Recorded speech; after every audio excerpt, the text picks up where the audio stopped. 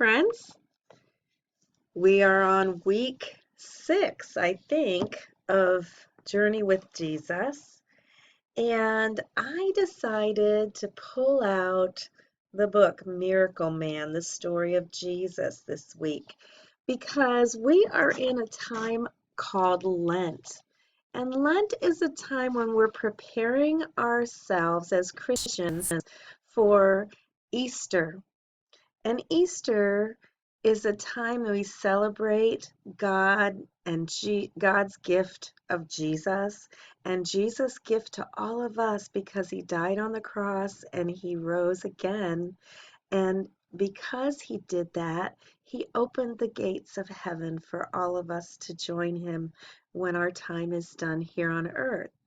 And so, because of that, I want to make sure that we are looking at Jesus' story and the wonders that he did. And so, Miracle Man, the story of Jesus, is a book that has great illustrations. The author has written it in a unique way. He selected parts of Jesus' story to share, and hopefully you will get a lot of blessing from this story. The Miracle Man, the story of Jesus. See if we can get to the next slide.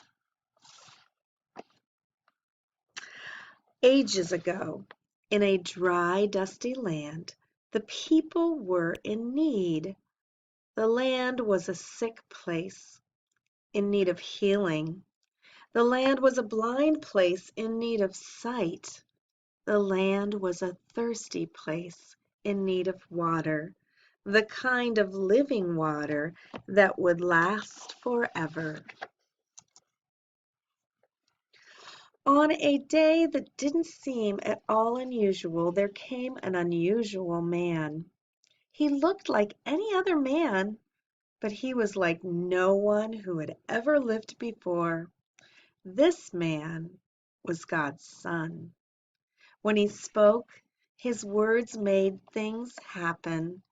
His words came alive. Don't you love the illustrations, how they made the word alive with butterflies and birds?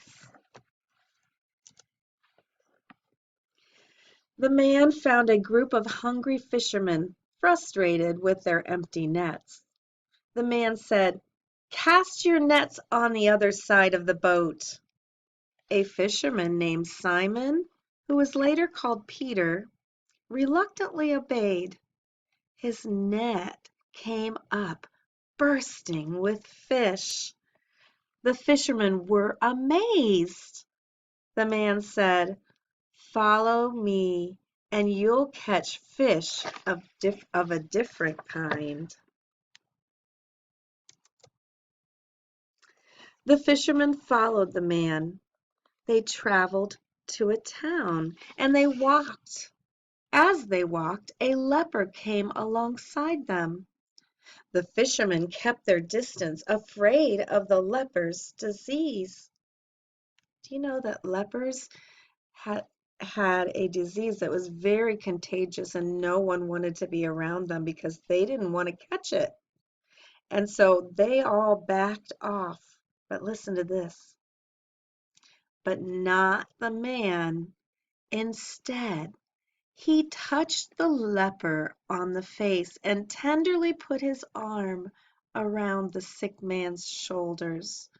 The leper knelt and said, "I know you can cleanse me if you are willing."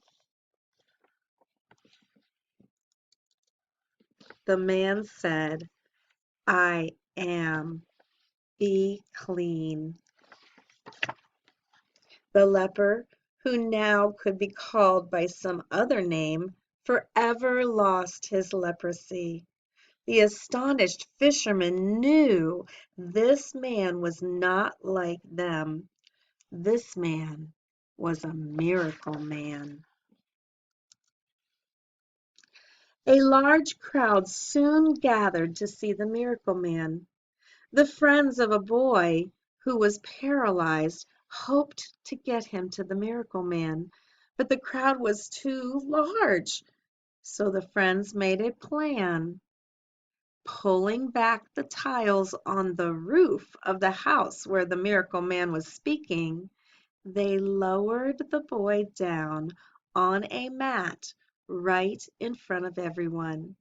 When the man saw their faith, he said to the boy, "Friend, I am God's son, sent to heal and forgive. You are whole again."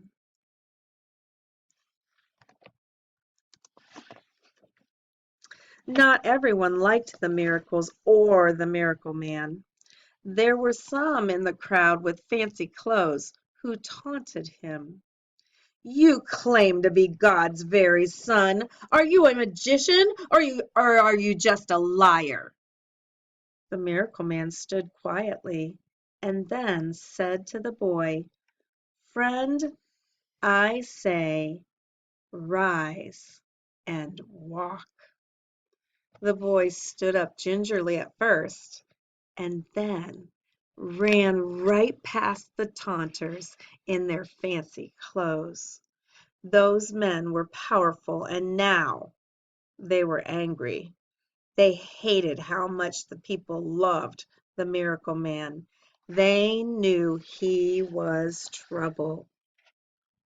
Do you think he was trouble?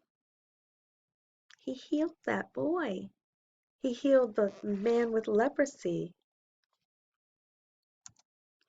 One evening the man told Peter to find a boat. He said there was work to be done on the other side of the sea. As the tiny boat set out, the waves began to grow. Soon a great squall was breaking high over the deck. These fishermen were very good sailors, but the storm terrified them. The wind and the rain raged all around, but the miracle man was sleeping.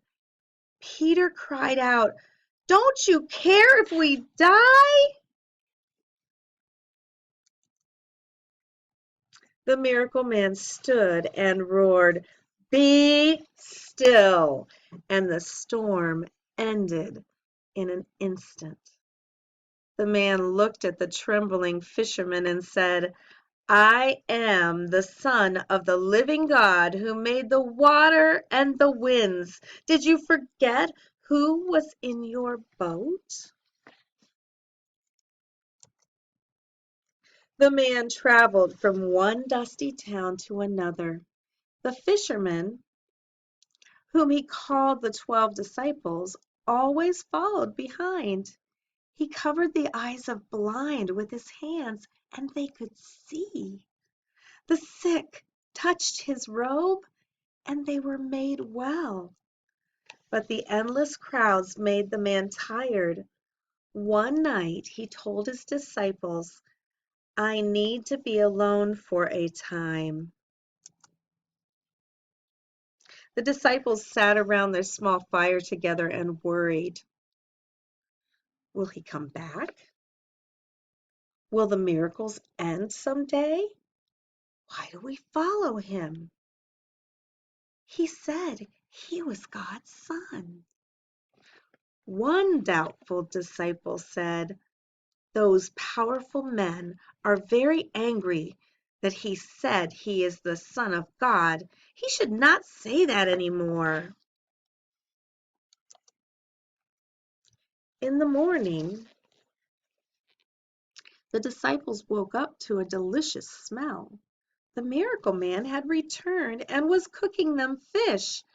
Handing them breakfast, he said, "It is time to return. There are many waiting who need to be fed." Indeed, the man found a gigantic crowd waiting for him nearby. He stayed and spoke among them all day until it was very late. Finally, one of the disciples said, "We can never feed all these people. You should send them away so that they can find something to eat."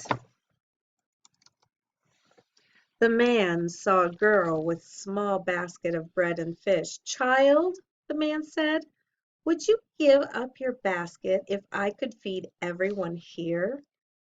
Peter laughed and said, How are 5 loaves and 2 fish going to feed so many?" The child handed her basket to the miracle man.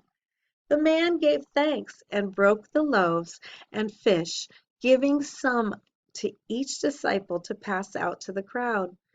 He kept breaking and breaking and breaking and filled every mouth with bread and fish.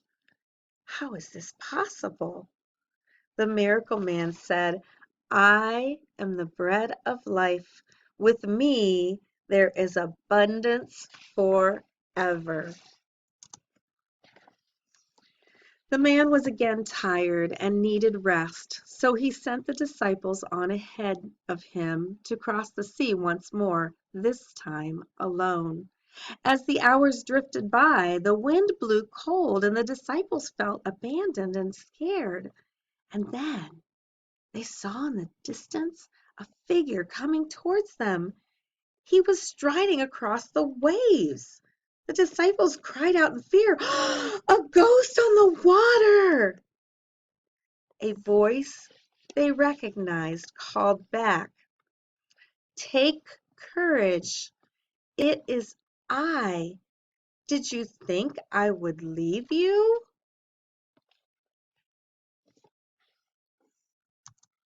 Peter leapt out of the boat. His feet held firm on the sea, just as if it were dry land. With his gaze fixed on the miracle man, he walked on water. Then he looked down at his feet, amazed, and he started to sink in the rolling water. "Help me!" he cried out as his head went under.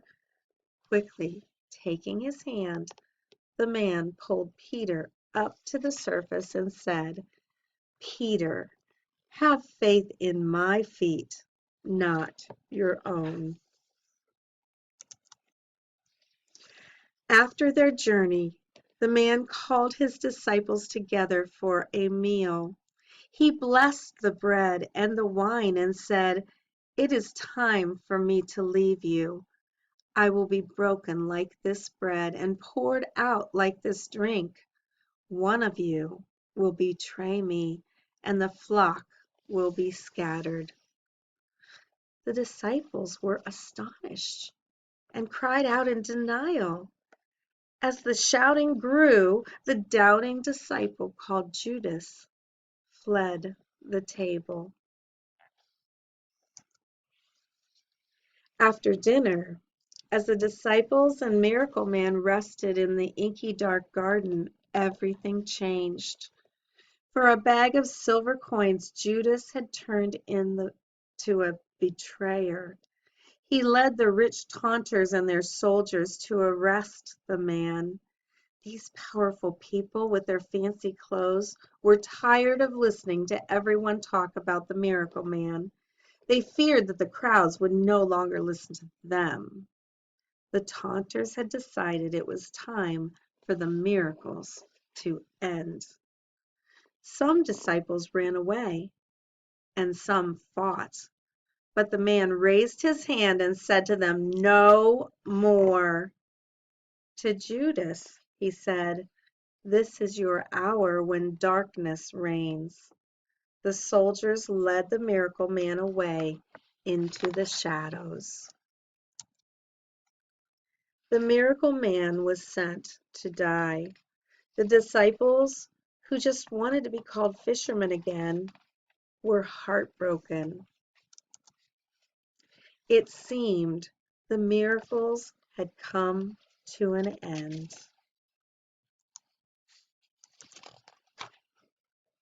But God's Son, Jesus, the miracle man, had in store one last glorious miracle. You see how he was in the tomb and then he came alive again. That's the end of the story, friends. Isn't it a wonderful message to us that Jesus is with us always and we can rely on him? This isn't just a story about a miracle man that lived a long time ago. It's about our Savior who still lives and is alive today. I hope you have a great day.